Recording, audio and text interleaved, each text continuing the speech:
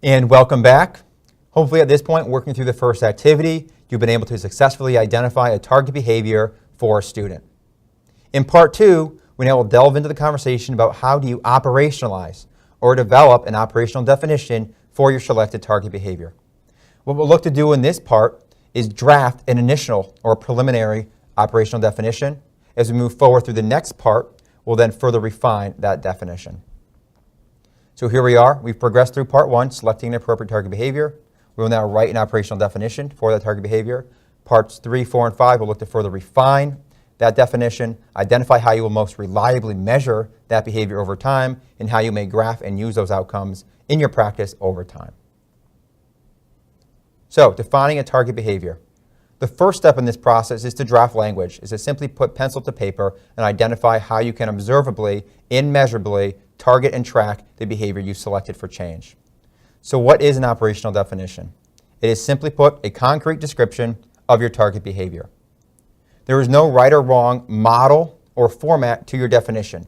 However, we will show you what we believe is an effective and an understandable format that will certainly include both examples and non-examples of your target behavior.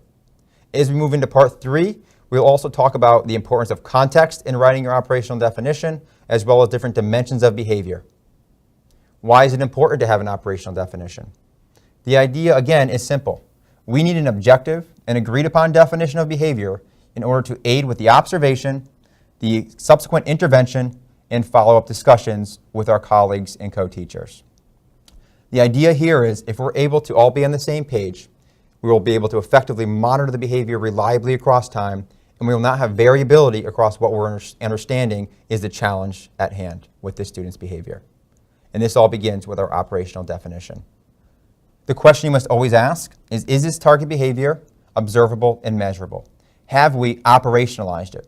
That is, if I took this definition, handed it to a stranger, would they know in my context, in my classroom, exactly what this behavior looked like for this student? That's what we're trying to get at. Let's look at this example. The target behavior. Anna is not prepared for class. We might identify a replacement behavior. Anna will be prepared for class. Seems like a reasonable example. In your mind's eye, you may know what it looks like to be prepared for class. However, the challenge here is that what it looks like to be prepared for class may look and be interpreted very different across different implementers, observers, and teachers. So this is not quite observable or measurable, and we want to be able to go further than this. How about this one? Target behavior. Anna does not have her book or a pencil to start class.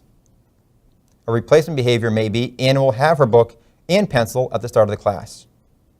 So with this example, very simply, we've added a couple critical details which help us identify in a more objective way what it looks like to be prepared for this class. So we're getting there. We're on the right path to an operational definition. The next couple slides will give you some scenarios and examples of the format that you may choose to use when drafting your own operational definition. Here's an example for an off-task behavior. So you've identified at this point your target behavior. One of the preliminary steps is to title that target behavior. Call it something. The title of your target behavior really does not hold value until you put some context and some examples behind it for your student in your classroom. So here the title is off-task behavior. The operational definition is a student who is off-task is oriented toward anything other than the task at hand and may or may not be negatively impacting the environment of students or teachers. The writer here then went on to identify examples of what it looks like to be off-task for this student in the classroom, as well as non-examples of what it looks like to be off-task in the classroom. Effectively, these are appropriate behaviors that you would want to see in that classroom environment.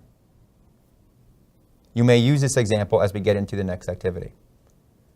This secondary example is focusing on teacher behavior, not dissimilar writing process from developing an operational definition for students. Here, the target behavior for the teacher was specific praise. Again, up top, that was operationalized as teacher providing specific, positive feedback to one or more students contingent on their behavior. And an example is given right there in the initial script. From there, the developer of this definition gave examples and non-examples of what specific praise looked like for the teacher in their classroom. At this point, we'll ask you to turn back to your activity workbooks for activity 6.2. This also is a stop and jot. where we're going to look to have you write an operational definition. First, return to the behavior or behaviors you identified in Activity 6.1 and look to develop an operational definition for your target behavior, including both examples and non-examples.